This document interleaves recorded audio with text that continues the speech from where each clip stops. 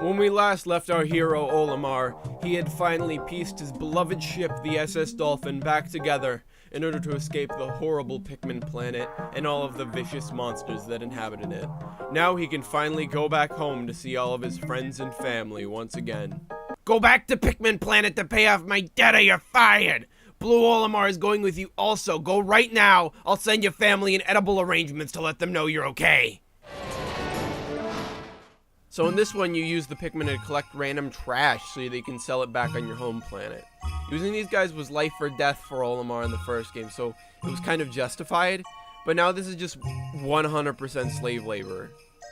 But I mean, Olimar's boss isn't really capable of paying Olimar or Louie for any of this either, so I guess that they're kind of slaves too. The pikMEN pathing in this game isn't perfect, but it's so much better than the first one that it makes me want to cry. And the pikMEN trip so much less that you barely ever even notice it. But why they decided to leave it at all is still questionable. But you know what they didn't change at all? The fact that the game still just pauses no matter what you're doing whenever you collect a treasure, even if you're fighting a boss or something, and the ship won't ever shut up!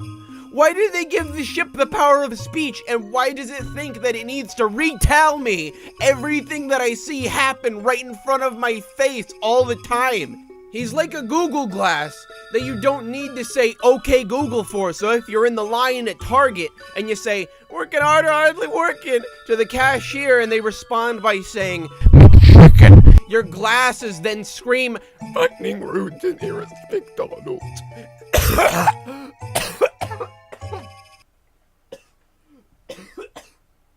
And then calling your car from outside so that it smashes through the walls and catches you through the window. And then as it's speeding McDonald's, it makes a call to McDonald's. It says, I would like to purchase 12 chicken pieces after ready when I get there.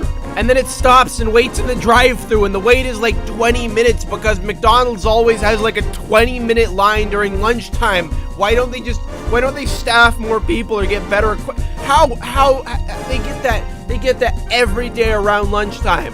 Why do they still have this huge line? Why are they never prepared for this? But when you get to the window, it turns out that you accidentally spent all of your money because you were sitting on your Durex Amazon Dash button that you left on your couch. So then you just have to leave and go back home. You idiots, you gave me purple pikMEN. Do you know what this means? It means that everything is dead. The game's over. Die! Die! Die! They weigh and can carry 10 times as much as a normal pikMEN, so they just crush everything instantly. Oh wait, maybe the game isn't over yet. Because they gave me a power potion and you just use it on the pikMEN and they kill everything instantly.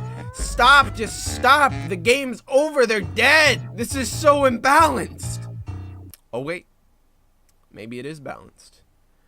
Because there's also a blue potion that's even better than the red one, so sometimes you have to use the red one to save up on your blues. It makes so much sense. You just spray it on a guy and he just turns to stone and can't fight back for like 20 seconds.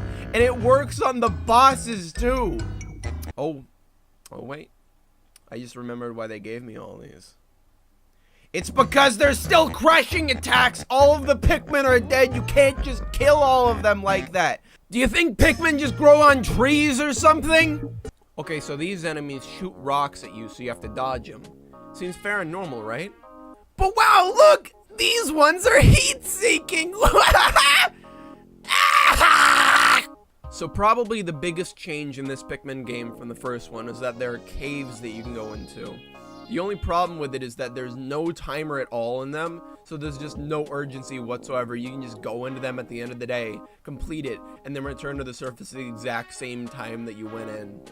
And also they're semi-randomly generated, and there's an enemy Bulborb in some of the levels that is supposed to chase you, but sometimes he just spawns right next to you! Alright, so this is a normal cave.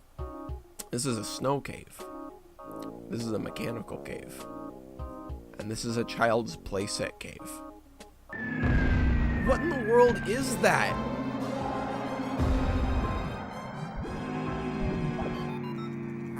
Oh, thanks a lot, Chip. Yeah, just tell me what it is. Don't ruin the moment or anything. Alright, so it's an invincible pikMEN steamroller Or maybe just a normal steamroller. He usually shows up in like every level of this dungeon, but he hasn't showed up so far. Maybe he's just not in this one. Oh, nope, there he is, right out of nowhere! Oh, look, it's the final boss of the first game, and he spawned as a normal enemy in this one. This would probably be a hard fight if, you know, I didn't have this. And how is all of this food still fresh? Actually, you know what? I don't think I want to know. Alright, this pudding slug cow monster is officially the worst designed boss in the entire game. Give him an award, everyone. Give him an award. Worst designed boss in Pikmin 2. Because what you gotta do is throw your Pikmin at his tail, but the reticle can't show up on top of his body, so it's impossible to aim at it. And also, he turns at the speed of light and just does donuts the entire fight. So you end up just throwing Pikmin everywhere. Well, he doesn't even try to eat them because he's aiming at you for some reason, even though he is only physically capable of eating the Pikmin. Oh, it's one of the spider bosses, but this time it's a robot. But he doesn't have huge stomping feet. What's he gonna do then, eh? He can't even touch me. He has a machine gun? Who gave this bug a machine gun? This game is for babies. All this stuff is way too easy if you're expecting it. I mean, if an enemy just happens to spawn on top of me at the beginning of a level, or if a boss just happens to randomly change their pattern of attack after repeating at the same time 12 times before, there's not really much anybody can do about it, is there? But everything else, other than that, has pretty much been a cakewalk. But now the debt has been paid off, and it's finally time to go back home. Again. But this time it's to save the boss, who has been sending some really depressing letters. Oh, bye, Louie. Oh, wait, shoot. Now we gotta go back with the boss and save him in the final location. How hard could it be? I have to fight the spider machine gun boss, but there's no cover and he's also surrounded by water. And now it's level 14 of this dungeon. It's still not the last level, and I only have 36 Pikmin left out of my original 100. I wonder what happens when you get every treasure in the game. Oh, this one needs 100 purple Pikmin to lift it. How many do I have again? You know, on second thought, I didn't want to collect all of the treasures that badly. Oh wow, it's a huge pile of treasure, and look, Louie's on it, and it's the last cave in the section. It really makes you think about whether Nintendo could possibly make it more obvious that this is the final boss. Alright, the final boss is dead. Easiest boss in the game. It only killed 2 Pikmin. You know what? That final fight was a bit of a letdown. Let's go fight a real final boss. The rocks just roll up a 45-degree incline! How is that possible?